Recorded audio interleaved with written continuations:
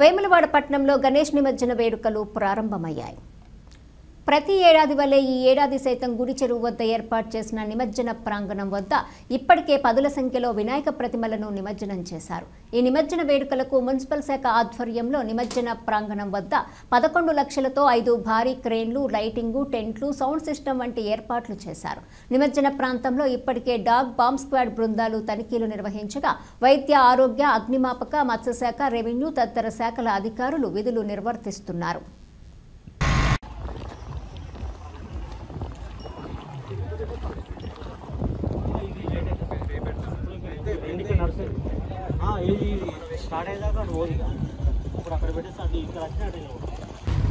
Driver ఉన్నారా ఇంకా లేరా? ఈ బండి సైడ్ బండి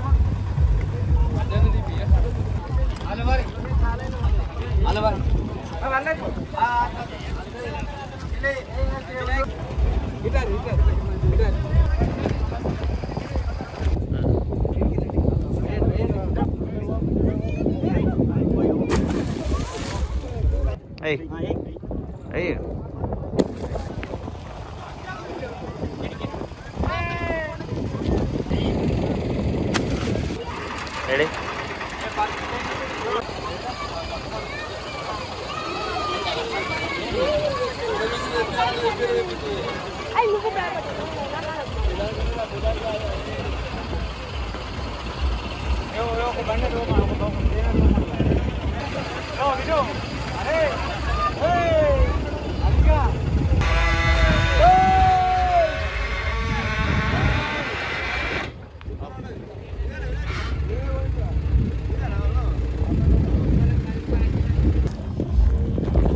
వేములవాడ మున్సిపాలిటీ పరిధిలో గణేష్ నిమజ్జన కార్యక్రమాల ఏర్పాట్లు జరుగుతున్నాయి.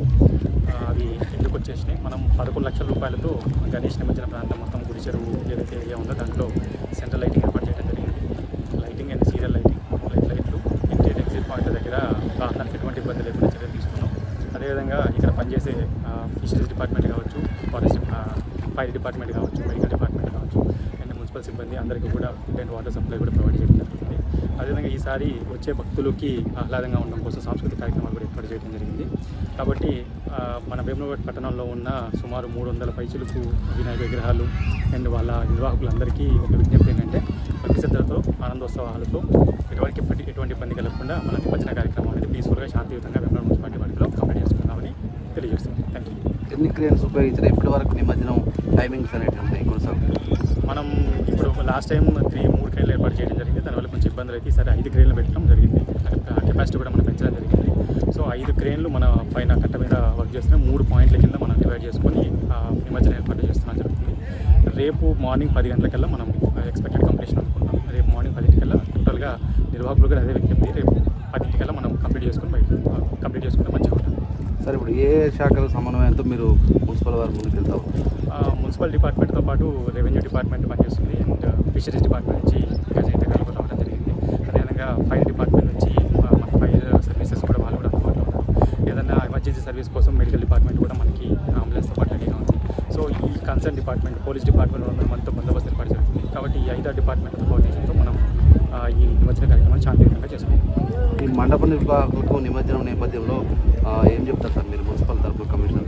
మున్సిపల్ తరఫున మండల నిర్వాహకులకు ఒకటే, మనందరం భక్తి శ్రద్ధలతో ఇప్పటిదాకా 9 రోజుల గణనాథని పూజ చేసుకున్నాం.